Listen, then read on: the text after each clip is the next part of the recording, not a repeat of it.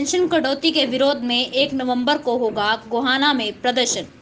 Panipat depot के सभी NPS कर्मचारियों, पेंशन बहाली संघर्ष समिति, रोडवेज पानीपत और पानीपत डिपो की सभी यूनियन ने पेंशन अधिकार दिवस कार्यक्रम के संदर्भ में आज मीटिंग की। जिले के प्रधान विजय शर्मा, जिला संयोजक प्रदीप जांगड़ा, जिला प्रेस प्रवक्ता सुल्तान, जिला मैन शिव नारायण मीटिंग आदि में मौजूद रहे।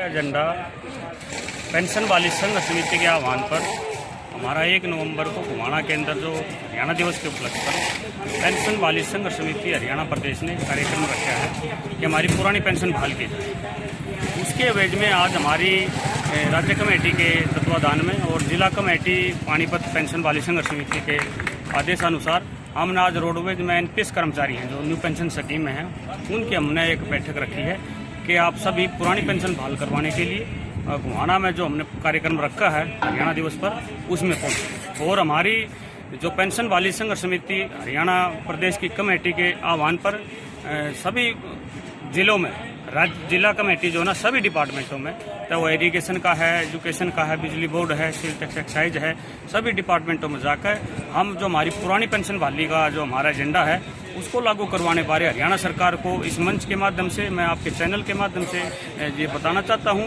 कि जब एक एमएलए है, एक एमपी है, जब उनकी पेंशन लागू है एज इट इज, तो एक कर्मचारी की पेंशन के साथ खिलवाड़ क्यों किया जा रहा है? पहले आपकी पेंशन कितनी थी और अब आप कितना?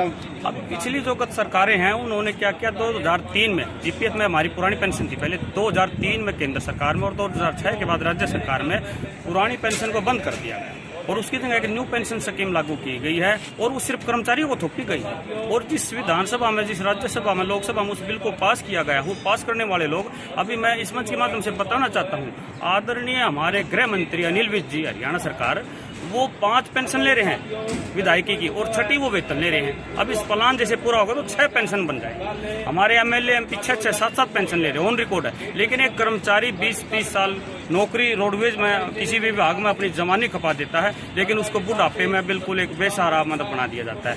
पहले जो आपकी पेंशन थी वो कितने % पे डिक्लेयर हुई थी, तो अब जो आपको पेंशन देने का जो सरकार कह रही है वो कितने % पे देने का? पुरानी हमारी जो पेंशन थी, जो कर्मचारी जिस बेसिक से रिटायर होता था प्लस डीए, हमारा लमसम 50% पेंशन रहती थी। लेकिन अभी जो एनपीएस की जो स्कीम है, आज तक सरकार के पास और किसी भी कानूनविद के पास इसकी पूरी डिटेल नहीं है। कितना पैसा मिलेगा, कैसे मिलेगा, क्या टर्म है, क्या कंडीशन है। और देखने में ये आया है कि कई डिपार्टमेंटों में लोग 50-50 हज़ार से रिटायर हुए हैं, लेकिन उनकी जो पेंशन एनपीएस के ऊपर डिपेंड हुई है वो मात्र 2000-3000। एक डिपार्टमेंट में तो ऐसा हुआ कि कर्मचारी की 1600 रुपये पेंशन बनी, उन्होंने हरियाणा सरकार से आवेदन डाला कि मेरे को बुढ़ापा पेंशन में इंक्लूड किया। इसलिए इस मंच के माध्यम से मैं हरियाणा सरकार को ये अपील करना चाहता हूं कि पेंशन वाली संघर्ष समिति, जिसमें हमारे राज्य के नेता विजेंद्र धारीवाल जी इस मुहिम को चलाए हुए हैं कि पुरानी पेंशन को बहाल करके और इस बुढ़ापे में कर्मचारियों की तरफ देखा जाए। और एक देश में 2 विधान नहीं चलते। सभी अभी हमारे कई स्टेटों में पुरानी पेंशन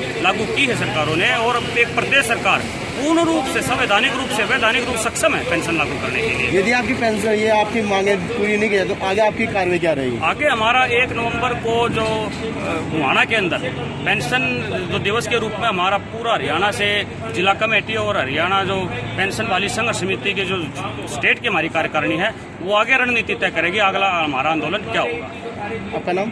मैं चरण सिंह, पेंशन वाली संघ समिति।